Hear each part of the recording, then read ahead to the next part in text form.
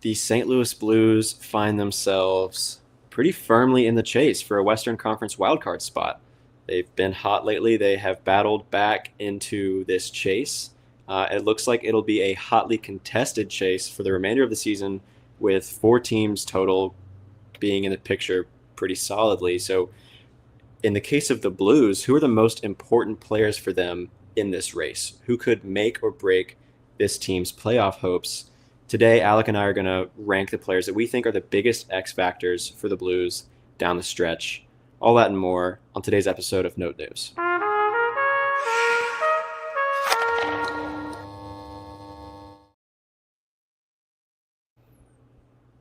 Wildcard races are fun, man. I know that they can be stressful for sure Yeah.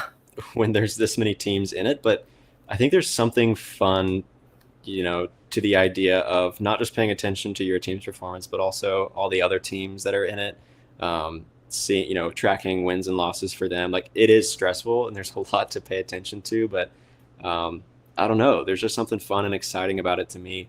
Sort of on that note, the Vancouver Canucks, who are um, a big factor of this Western wildcard race, have lost their last two. The Blues haven't played since their game against the Kings. They've got 4 days of rest. They'll play again tomorrow night on Thursday night.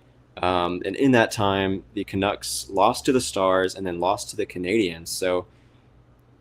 So far, it's like this break is going well. Tonight they're going to play the Flames, and now I'm rooting for the Canucks. I said on the Mm. last episode I wanted them to win or lose those two and then win this one against the Flames. They lost those two. Tonight they're playing the Flames, and I'm hoping they win that one. I think that's the best outcome to keep this race as muddled as possible and give the Blues the best shot to outpace these guys. But what do you think about the race as of this week and the current standings and the performance from Vancouver? Utah also lost. What are you thinking right now? Like you said, this is really fun. This is really stressful too. It's I haven't tuned into other games like this so intently in such a long time. It feels like, Yeah. I watched the Montreal win last night, and like it is. It really feels like they have a chance to do something here. I mean, yeah, since we've last discussed, Vancouver is continued to spiral. Utah looks like they just don't really have the horses, and it's pretty much just Calgary and us right now. Minnesota looks like they're going to have just enough to pull away with the games remaining, that they're Hmm. probably not a threat to miss the playoffs unless they really start going on a skid, which is unlikely. Yeah. But it's really between us and the Flames haven't played hockey since we spoke. So this is a huge one coming up tonight. And yeah, I mean, I can't, I still like looking back on everything. I can't believe that we're in the spot that we are right now. I mean, this is just so fun. It's huge. And there's so many yeah, again, seeing the effort in that last Kings game in the third period. I don't want to repeat myself too much here. So, yeah, it's just everyone's fired up. I'm fired up. Yeah. Let's go. I'm so Yeah. ready for this Pittsburgh game. Let's go. There's no doubt that this team is bought in and they're hungry for it. You can see it every night that they play. So it is super exciting. Yeah, they are making up these sort of games in hand right now, sitting out for so many days. But so far it's gone well. Utah has lost two in a row. Vancouver has lost two in a row. Calgary still has two games in hand, but they play Vancouver tonight. So that advantage is slipping a little.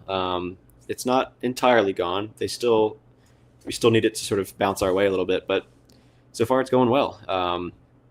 But yeah, we're here to talk Blues players. So as much as we need these other teams to fall apart a little bit in some regard, or at least slow down, we also need the Blues to unlock something new. We need them to um, keep. Well, they sort of have unlocked something new. They have found this hot streak that they've been on.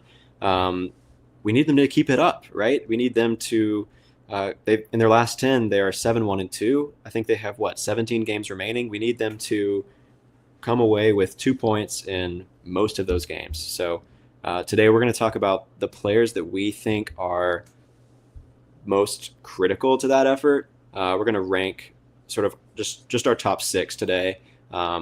We were going to do top 5, but they were like, it was tough to make some of those decisions because there's a lot of guys that factor in here. But we're going to rank going from 6 to 1, talking about the biggest X factors on the Blues in this wild card race. Who can make or break their hopes for claiming that wild card spot? Before we start to get into that, if you haven't already, we'd appreciate if you would like this video and subscribe to our YouTube channel. We're a St. Louis Blues podcast, and we go live twice a week. And the best way to help us out is to tune into our live streams every time you can, and subscribe to our YouTube channel, especially. That's the best way to help us out. We're also on audio on Spotify and Apple Podcasts. You can listen and rate on both of those platforms, and you can follow us there. We're also on Instagram, Twitter, and TikTok at No News Pod. So follow us on all those platforms. We post a lot of great stuff, announce when we're going live. And currently we have a giveaway running over on our Twitter page. So if you want to win a Cardinals themed hockey jersey, it's super sweet. All you got to do is follow our Twitter account at Note News Pod, retweet our giveaway tweet. It's pinned at the top of our page. And if you subscribe to our YouTube channel and post proof of your subscription in the comments, you get an extra entry. So it is super easy. There's not that many entries right now, so your chances currently are pretty good to win that hockey jersey. Cardinals hockey jersey, super sweet. So go do all those things and try to win you a jersey. For those of you already listening that are subscribed, I mean, you're already most of the way there. And for those of you listening who aren't and are considering it, hopefully, this gives you an incentive. But also, if you like free stuff, I mean, there's not an easier way to get free stuff. Yeah, for sure. There's very little effort, but we're hoping to do more of these in the future. So be sure to follow us and to hear about when we're doing those. But let's go ahead and get into this list. Starting at number 6, right? And this is a list that Alec and I have agreed on. I think there's a case that can be made for each of these players to be higher, lower, whatever. This is just sort of what we see as the biggest X factors here. At number 6, we've got Cam Fowler. And a big part of this is Colton Parayko's absence, right? He went down with an injury. He's going to be out for the remainder of the regular season, it looks like. I believe it's something with his knee. And so that is really tough. He was the Blues. He's the Blues' number 1 defenseman, and he was playing like it, especially this season, more so than ever before. He was having a career year offensively, 15 goals and 30-something points. I don't have it pulled up right now, but having a fantastic year, Colton Parayko was, and he would be high on this list were he still, playing. But he's not, and because he's out, they're going to be missing his performance in a lot of ways. One of the biggest ways is that offensive production that he's been providing, more so this year than ever before. And I think Cam Fowler is now, I mean, he's the number 1 guy pretty much that the Blues have now. And he profiles as more of that offensive defenseman, or at least has in the past. Not like elite offensive production, but I think, a little bit more of an offensive guy. There's sort of that edge to his game. And so I'm looking for him to step up and really own that role of, okay, now I'm the number 1 guy. I got to set the example of solid play on the blue line. And for him, I think he's a solid defender, but I think where he can sort of help make up for Parayko's absence is on the offensive zone. So I don't know if you have anything to add here on Cam Fowler. Like, what's your take on his importance for the Blues right now? I mean, I think his importance has been on display this whole season. He's been absolutely paramount to the Blues' success so far. I don't think this team gets as far as they do without the acquisition of Cam Fowler. So, I think, I think this is, as you said, that offense from the blue line is really critical. Now, Pareko was doing a little bit more playing in the slot or even down low than I think Cam Fowler would be comfortable with. That would maybe I would maybe look to a different guy, perhaps spoilers later on this list, to take over that side of his game, but really serving as more of that facilitator role. I do think Cam Fowler is the guy you got to look to there, and I think he can do it. So yeah, I think you summed that up really well. Yeah, for sure. And I think, there was a little bit more goal scoring to Colton Pareko's game than I think we've seen from Cam Fowler. Like a lot of his uh, points this year have come in the form of assists. He's got twice as many assists as he does goals, but he started off so hot with the Blues, and we were like, "Who is this guy? Why didn't we get him a while ago?" He went through like a bit of a cold spell, sort of into January and to early February, and he sort of picked it up like a little bit here in since the Four Nations. He's scored since Four Nations. He's scored one goal and he's tallied, let's see, 5 assists. So I think you'd look for him to kick it into a little bit of a higher gear here, score some more goals, make some more plays, that kind of stuff. But yeah, I think number 6, Cam Fowler, he's just all the more valuable because Colton Pareko's out. But who do we got next, Alec? Well, next up is someone that is definitely having a great season and will need to continue that, and would maybe even with Colton Pareko's absence and just the stakes of the game, really this team goes as far as this player goes, and that is, I don't know, I don't think it's crazy to say future captain, most likely Robert Thomas, but Robert Thomas is definitely the guy that the Blues run through. That's their sort of leader on the ice in terms of points. He's currently the leader in points despite missing, a month of play. Mm-hmm. He's back to doing Robert Thomas things and is going to finish the season over point per game, it looks like.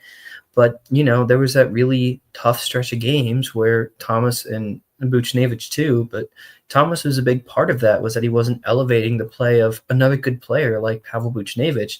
And that's why that first line really is dictated by Robert Thomas's play. I think that's so valuable for him, is that he needs to be an offensive force, scoring about a point every night, so that this team can have a chance to win these games. You need your core to produce, and Robert Thomas is a big part of that this season. If he goes into another slump like he did earlier in the season, we all saw what happened when Thomas was slumping. The Blues were about a 500 team. That can't happen if they're looking to make the playoffs. So we need Thomas to continue excellent play if we're looking to win a positive amount of games. Mm-hmm. Yeah, for sure. He's sort of been a little bit cold since Four Nations. He showed up more in the assist department. He had that really long assist streak, but not a lot of like goal scoring. And I think that's okay. Like I think most of his point production does come from assists, Mm-hmm. but yeah, for The shooting sure. percentage was really high, and it's Yeah, sort of absolutely. regressed to like career norms now.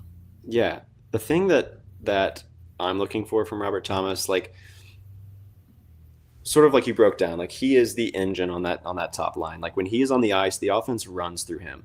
And what we've seen from the Blues this year, like offensively, that second line is sort of the story as the best line. Holloway, Shin, and Kyrou has been the Blues' best line this year. Um, but if you want to make the playoffs and if you want to get there and make some noise, you're gonna need more lines to show up. Like your top line should be just as good, should be better. I mean, they're playing like a top line. Holloway, Shin, and Kyrou are. They are still the second line on the lineup card, but like they are playing like a top line. But if you want to, grab a hold of this spot and be a serious factor in this race, you're gonna need another line to show up here. And I think Neighbors, Thomas, and Buchnevich has been playing really well lately, and it's a solid line. But they run through Robert Thomas, and so I think he definitely needs to to continue to be a big factor here. His offensive metrics look solid as they always have. He's Robert Thomas. But I think what's surprising is that his value is overwhelmingly coming from his offense right now. He hasn't been playing like the defensive forward that we're used to. Like he's not a negative defensively. He's still a net positive on the defensive end. But he isn't quite what we're used to seeing, especially at 5-on-5, and especially on the penalty kill. Whenever he's out there, like we haven't seen that sort of defensive edge to his game that we've gotten a little bit used to, at least last year, which was a big part of his game. He was getting a little bit of Selke love, not hugely in the actual votes, but sort of in the conversation around that award. And so I'm looking for him to show up in that regard too, and that is, I think, another reason why he's one of the biggest X factors here. And I think a case could be made for him to be higher, but I think it's less about who he is and more about what we need from these other guys that have them above Robert Thomas. Cool. Well, let's move it right along. Number 4. I convinced Alec. I did it. Haha. Philip Broberg we have at number 4. My sweet Swedish prince. And it's not just because I love Philip Broberg.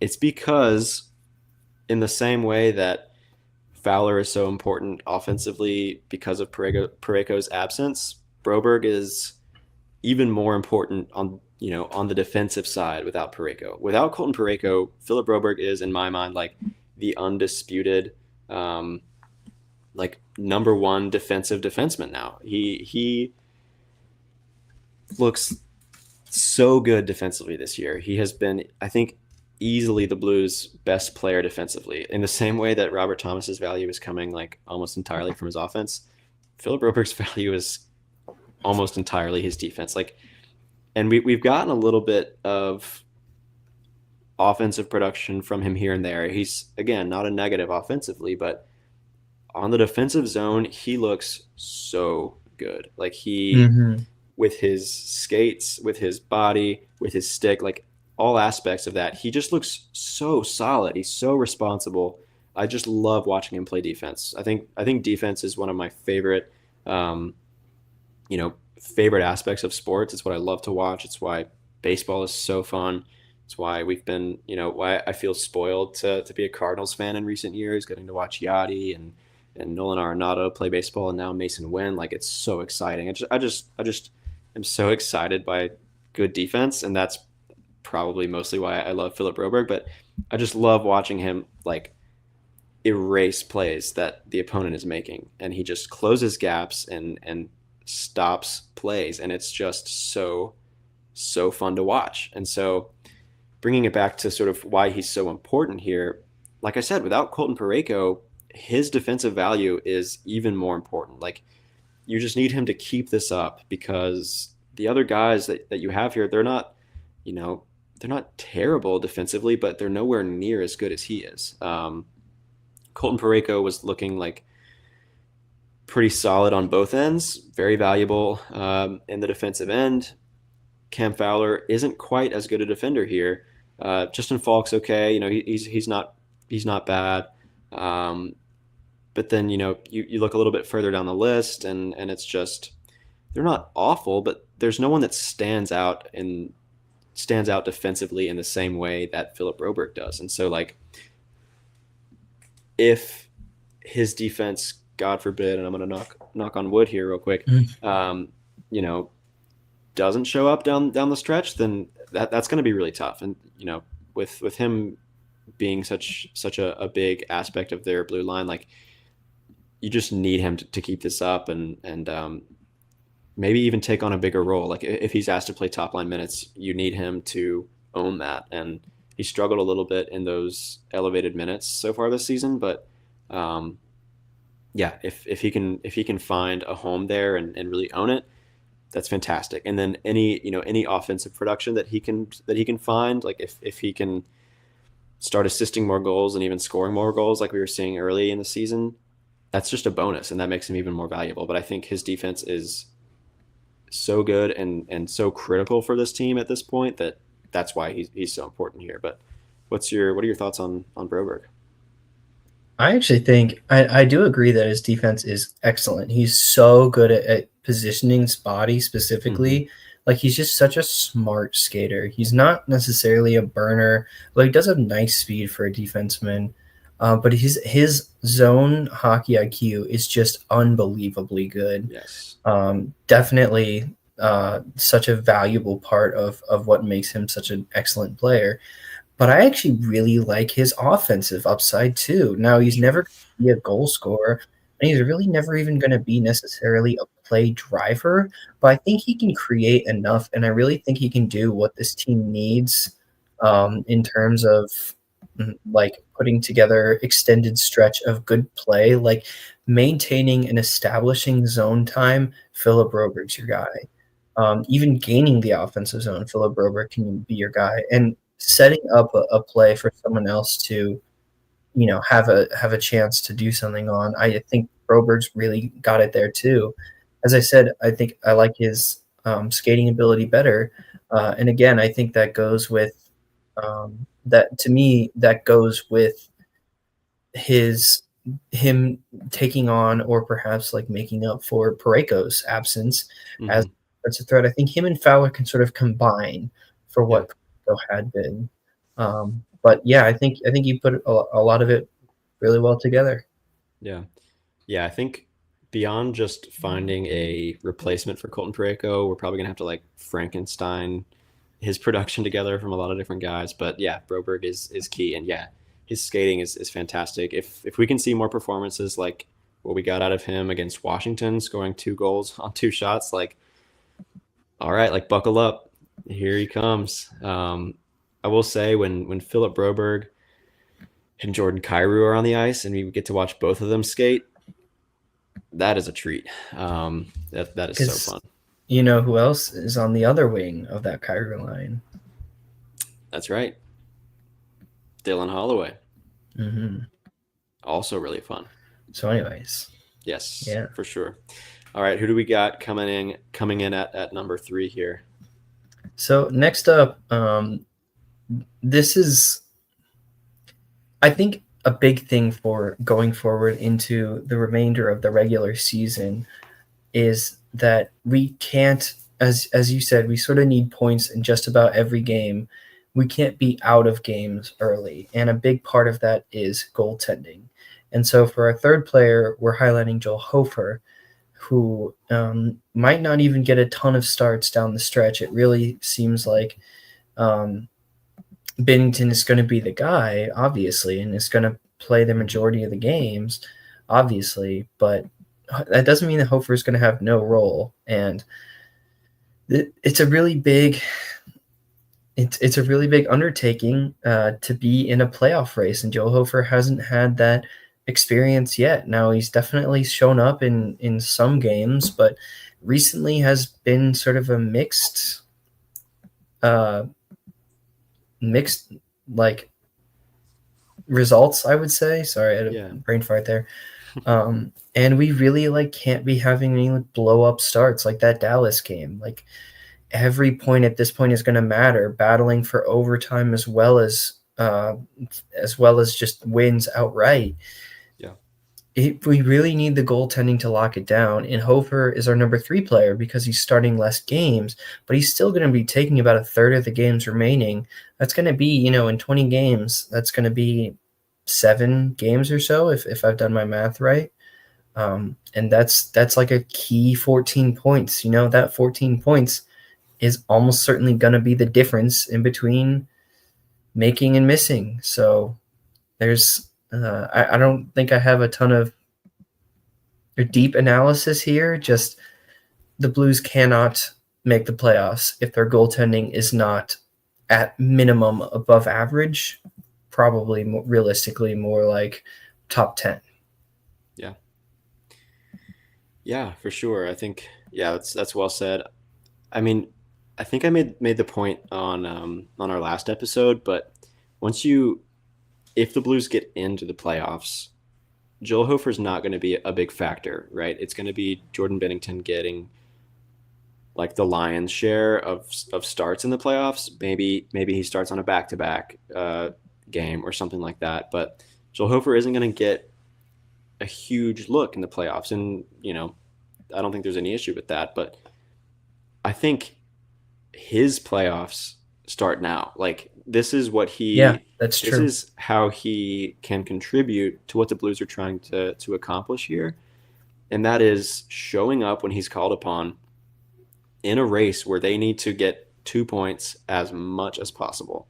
And if they're playing against another team that's in this race, getting those 2 points in regulation. Now, his last start, they lost in overtime, but they would have lost in regulation if it wasn't for Joel Hofer. Like that is what you want to see out of him. You want to see him showing up in big games. And that was a big moment for him. It was the end of a long stretch of difficult hockey, the second game of a back to back. The team around you is exhausted, falling apart defensively, and he just kept them in it. He had fantastic saves, and Joel Hofer looked so good. And yeah, so I think having him at number three makes perfect sense. The goalie is the most important player on the ice to a team's success at any given moment. So yeah, whenever he gets his starts, I think he needs to show up and he needs to own that moment, because I think this is how he can contribute to the Blues mission here, is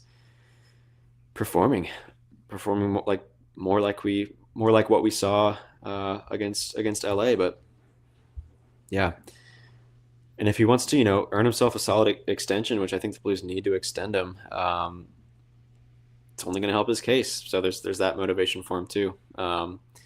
And also, like, he doesn't have the playoff performance experience at all yet, and it's a lot to ask of a player like him to uh, show up in the playoffs for the first time. And so I think not everyone's going to be Jordan Bennington like what he did in 2019, but I think getting some experience. It's not the playoffs, so the pressure isn't quite the same. But these games still have pressure and they still matter. And Hmm. I think he has a lot of opportunity here to get some solid experience in big games, big moments, um, that will only help raise his confidence down the line when he possibly will be called upon in the playoffs. But yeah, for sure, Joel Hofer, solid pick here. All right, we're into the top two. At number two, we've got Jordan Kyrou. Now, The for other Jordan.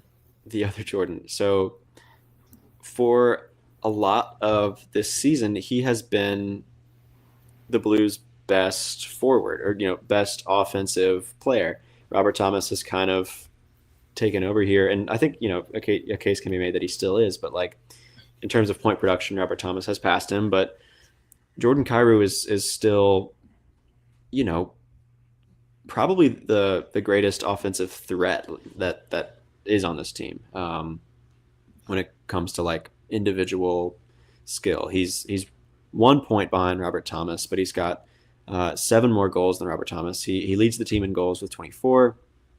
He has 26 assists to go along with that, so he's got 50 points. But what we've seen from Jordan Kyrou this season that's been so surprising, and we've talked about it a lot on here, so we don't need to you know beat a dead horse, I guess. But like his value is coming surprisingly more balanced from offense and defense than we expected. We expected the offensive production, that we've seen in recent years. Maybe he's not the elite player that we were all hoping he'd become, but he's still a huge plus on offense, and is absolutely playing up to what he's being paid. And I think I don't think there's any disputing that. But what we've seen from him is a defensive improvement that has made him a much more well-rounded player here, and has made him a key piece, of the Blues core that they've got.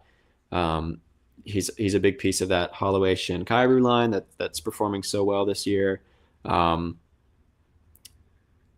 I think down the stretch here, these 17 games and hopefully into the playoffs, knock on wood, like this is when he can become the star that he was born to be. Like he's not going to push 50 goals or anything like that. Maybe he could get 40 if he really goes on a heater, but like he can still like live up to that moment, right? These are high pressure games, and if he comes through and unlocks and unleashes something, along the lines of what we were seeing uh, closer to midway through the season, like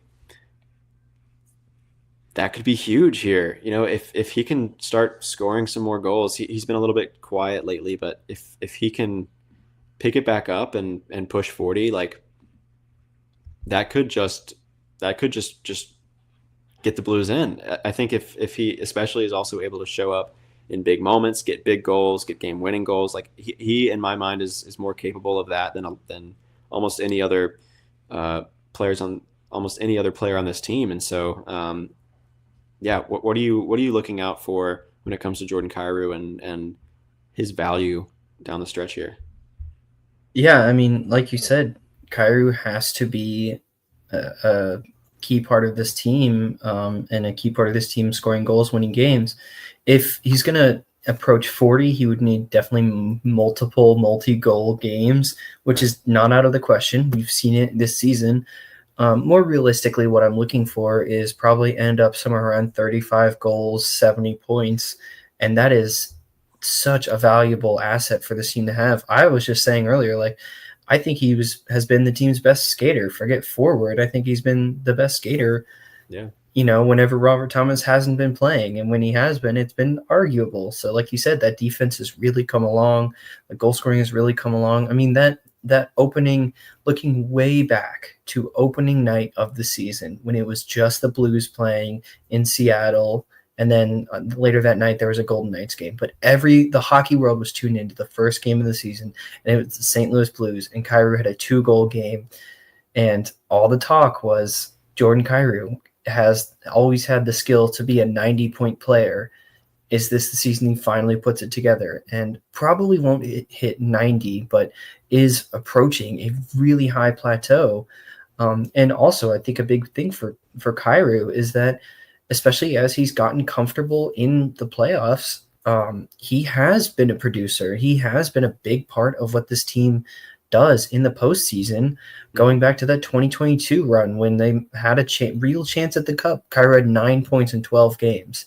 Before that were his first seasons in the league, played a total of 9 games in 2020 and 2021 in the postseason and only scored 1 point. But once he got comfortable, started to get consistent ice time, is when we saw him play in the playoffs in 2022 and was one of the team's best forwards.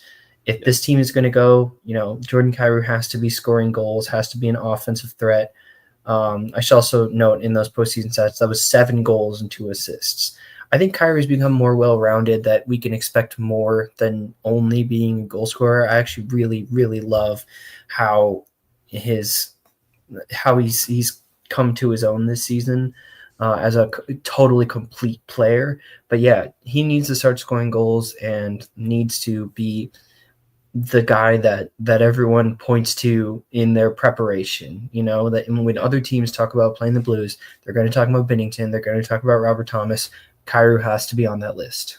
For sure. I think if he goes quiet too, you're gonna have a tough time finding that goal scoring that you need, and especially in the big moments. And so yeah, I think he's a big one here.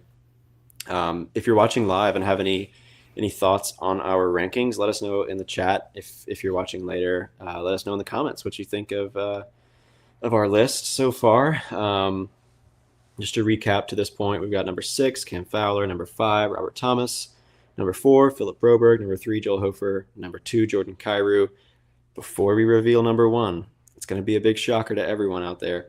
I think we should do some honorable mentions here, just to touch on a few guys. Like Dylan Holloway, I think could easily be high on this list.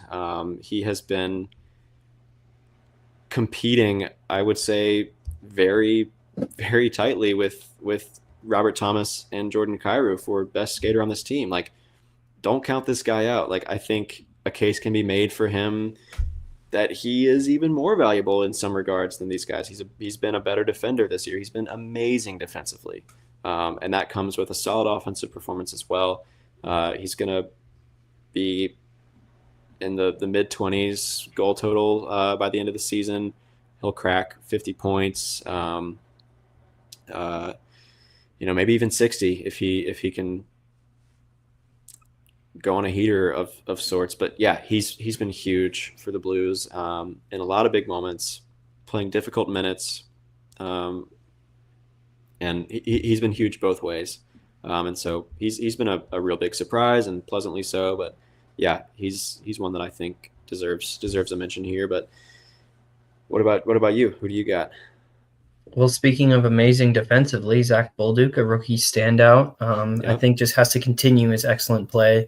I Mhm. think that's why he just missed this list. I don't think we're expecting more from him, but if he can keep it up, which we all think he can.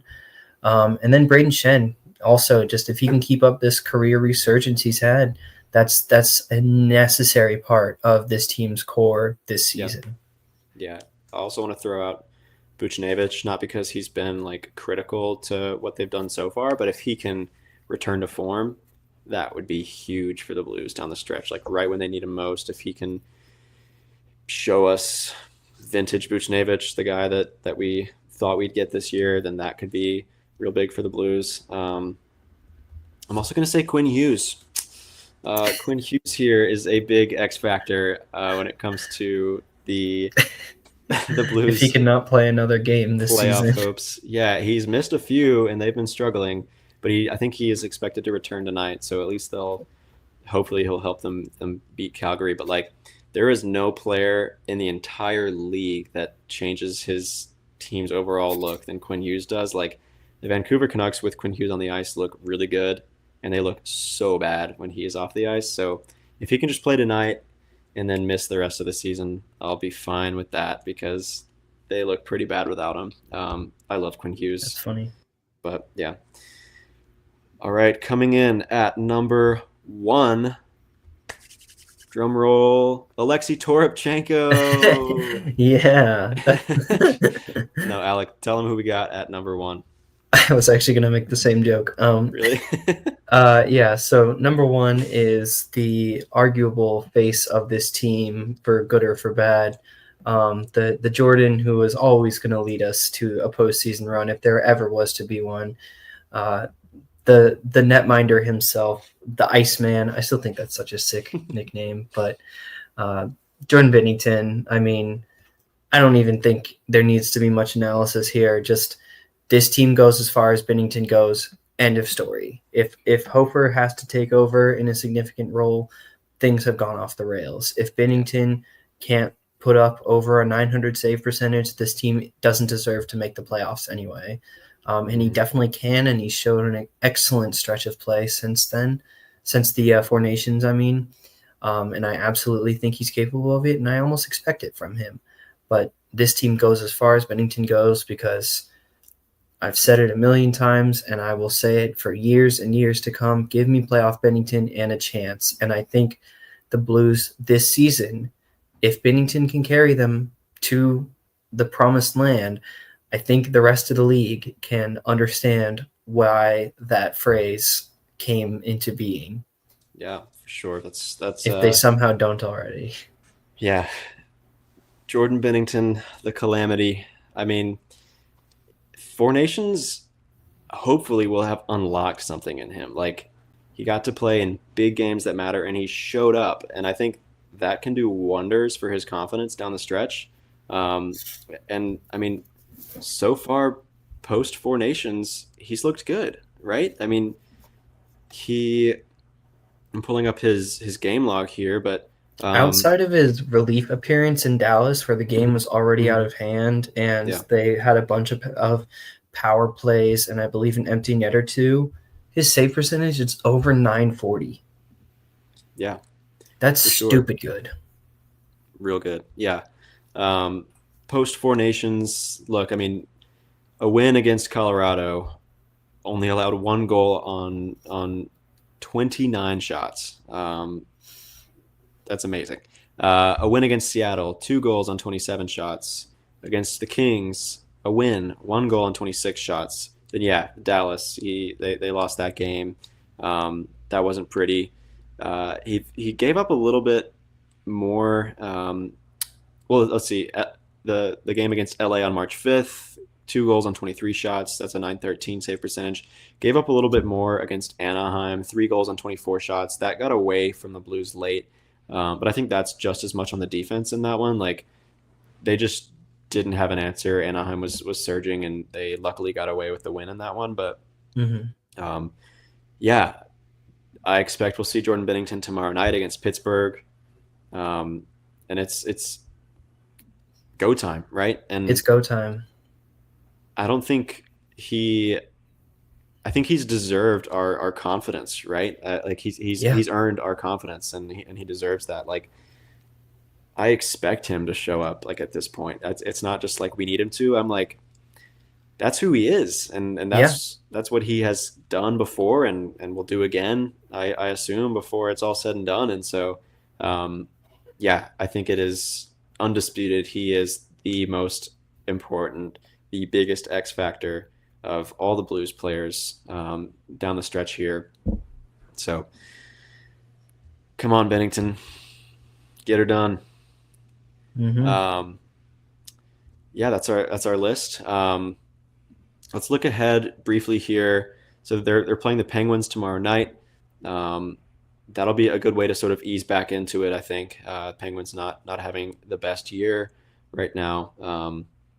So I think that's one you can get 2 points in. Let's see, knock on wood again. Um, Minnesota will be a tough matchup, but then you're going to get to play Anaheim and Nashville next week. Big matchup against Vancouver. So there's some big games coming. Blues have one of the easiest schedules remaining in the league. So this is, I think, a stretch that they can put together a solid, string of success here, and maybe just do the thing. But at this point, how are you feeling, Alec? Here we go. I mean, I think at this point, I just want to echo Sam in the chat. Let's go Blues. Let's go Blues. Let's go Blues. Well said. Yeah, for sure. It'll be really exciting, stressful at times, but we'll be here to break it all down and follow this race. It's going to be super fun. So follow along with us. We go live twice a week. We'll be back real soon to react to the Blues' next few games. If you're just tuning in, be sure to go check out. We're doing a giveaway on Twitter. We're giving away a Cardinals hockey jersey for free. All you got to do is follow our Twitter account, retweet our post. It's pinned in our profile, and then you're entered to win. And if you want an extra entry, double your chances, then subscribe to our YouTube channel and post the proof of your subscription in the comments. So if you want to win a free Cardinals hockey jersey, it's really easy. If you're already subscribed, that's half the work of getting 2 entries. So be sure to check that out. It'll be really a really cool giveaway, 100% free. Go check that out. But yeah, if you haven't already, please like this video, subscribe to our YouTube channel. It's the best way to help us out. So if you like our content and like Blues hockey, be sure to do that. We're also on Spotify and Apple Podcasts if you prefer audio, so you can check us out on those platforms. Follow and rate the podcast wherever you listen. We love to read those ratings. They help us out a lot as well. And then we're also on Instagram, Twitter, and TikTok at Note News Pod. We post a lot of great content over there. Announce when we're going live, what the topic will be. We post graphics, memes, videos, all kinds of great stuff. So be sure to check us out on all those platforms and interact with us. We love to hear from y'all. But thanks for tuning in to this episode of Note News. We'll see you next time. This is going to be a fun wild card race, man. But hey, at the end of the day, let's go Blues.